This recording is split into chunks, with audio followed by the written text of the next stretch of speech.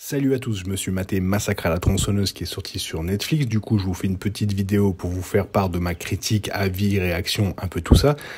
Juste en passant, je voudrais remercier les gens qui se sont abonnés à ma chaîne. Ça fait déjà à peu près 70 personnes et franchement, ça me va droit au cœur. Merci à tous, j'ai pas les mots.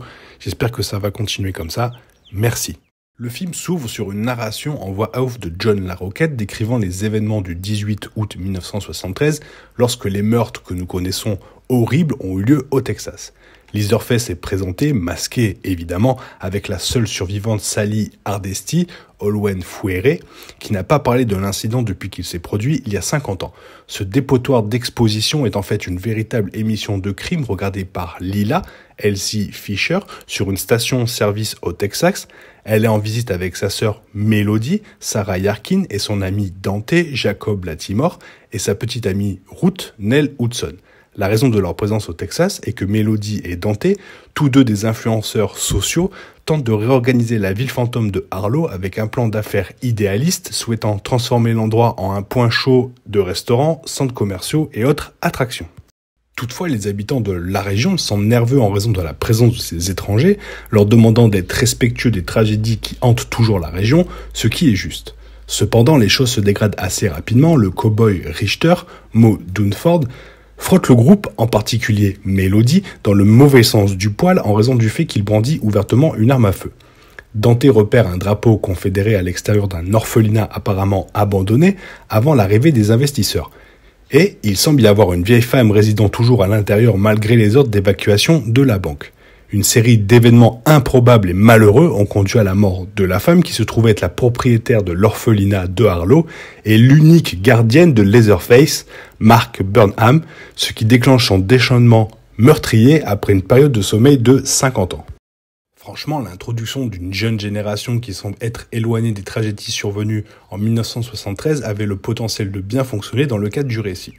La présence de Lila, une jeune fille éprouvant la culpabilité d'une survivante d'une tuerie, après avoir été la seule survivante d'une fusillade dans une école, ajoute de la profondeur à qui elle est en tant qu'individu. Mais il n'y a pas grand-chose d'autre pour la définir en dehors de son traumatisme. Bien que ce ne soit pas nécessairement un coup dur pour le film, la plus grande faiblesse de Texas Chainsaw Massacre est Leatherface, qui n'est ni menaçant, ni convaincant en tant qu'antagoniste. C'est dommage compte tenu de ce que Hooper a pu réaliser avec le personnage dans le passé.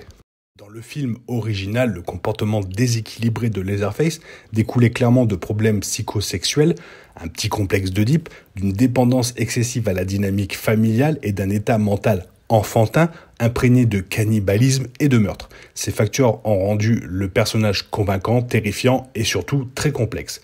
Netflix semble avoir oublié ces nuances. La dernière moitié du film a définitivement ses mérites. Elle présente des séquences de poursuites tendues et des massacres délicieusement sanglants, en particulier la scène du bus influenceur en question. Cependant, et c'est un peu triste, ces scènes ne sont rien que les fans d'horreur n'aient jamais vu auparavant. Une fille se cachant sous un lit pendant qu'un tueur stupide rôde dans les couloirs, le vrombissement inquiétant d'une tronçonneuse avant un bain de sang et des invraisemblances d'horreur qui sont franchement flagrantes. Il y a bien sûr Sally Hardesty dont la présence offre beaucoup d'espoir pendant la première moitié du film, mais la confrontation finale ne peut être considérée que décevante. Essentiellement, Massacre à la tronçonneuse est encore une autre suite épuisante et non originale dans une longue liste d'entrées de franchises et il manque la terreur brute qui a façonné l'héritage de Leatherface en premier lieu. Moi qui suis fan du premier film originel, je suis un peu déçu de ce film Netflix, mais en attendant, est-ce que Netflix pouvait faire mieux que ce premier film ? Non, je ne pense pas. En tout cas, j'espère que vous, le film vous a plu. Si vous a plu, mets-moi un petit commentaire pour me dire ce qui t'a plu dans le film. Sinon, un petit like. Merci de vous abonner. Bonne journée et à plus tard. Bye.